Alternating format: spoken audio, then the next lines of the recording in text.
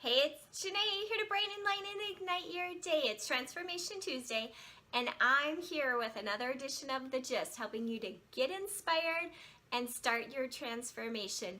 Today's resource is stress. Stress is a choice, 10 Rules to Simplify Your Life by David Zerkfas.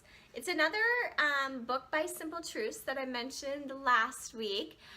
It's one that I typically do in trainings. I do a lot of training on stress management and how do we deal with stress, because we all know we have it. It's something that's not going away and it tends to perpetuate. So I asked the question, first of all, do you agree that stress is a choice? And you yourself can think about that too. What do you think about the topic of stress? Is it a choice or is it done onto you? So I usually get kind of a mixed variety of thoughts, and that's what I want to start as the inspiration, is that my stress is my choice and my voice. So let me explain that a little bit further. So I kick it off with explaining this author's viewpoint because I think it says it really well. So he says, several years ago, while listening to my pastor give a Sunday sermon, he spoke about how life is made up of a series of choices. It made me realize that my hectic professional and personal life was of my choosing. Therefore, a life of stress had also become my choice. Many of us hurry through life going from one place to the next, focused on conquering the next mountain, making the next deal, running the next errand, and believing that we will never have enough time to do all the things we want to get done. Yet, there is all the time in the world if we just realize that we are the creators of the life that we choose. That's right.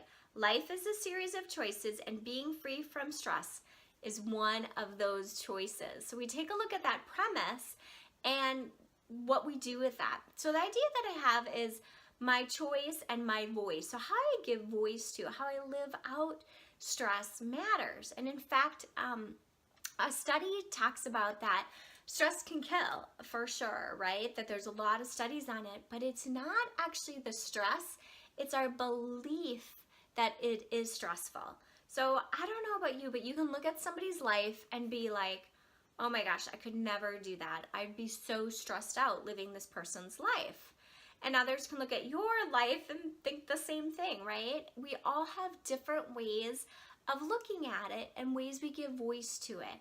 And so I just know what gives me joy and what brings on stress. And if I know I have a stressful time or thing coming up, I really try to think about what can I do to limit some of the stress. So that kind of goes into the transformation. Is this lovely picture of a magnet, if you didn't realize that. A magnet. So you have a choice.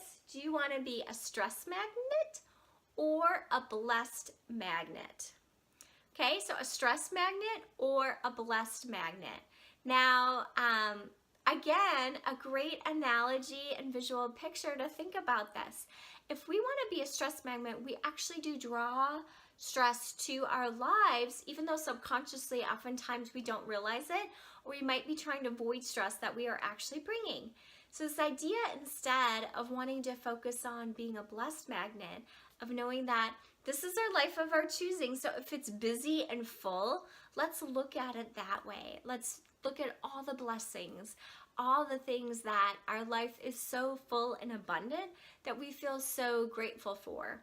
But if you're at the point where you just can't do it, you can't see that way, then maybe that's the time to be able to eliminate or simplify, like in this book tells you. So again, another short, simple read, but that's really what life is. We tend to complicate the things that don't need to be complicated, and we really want to simplify so that stress can become more of our friend versus our foe.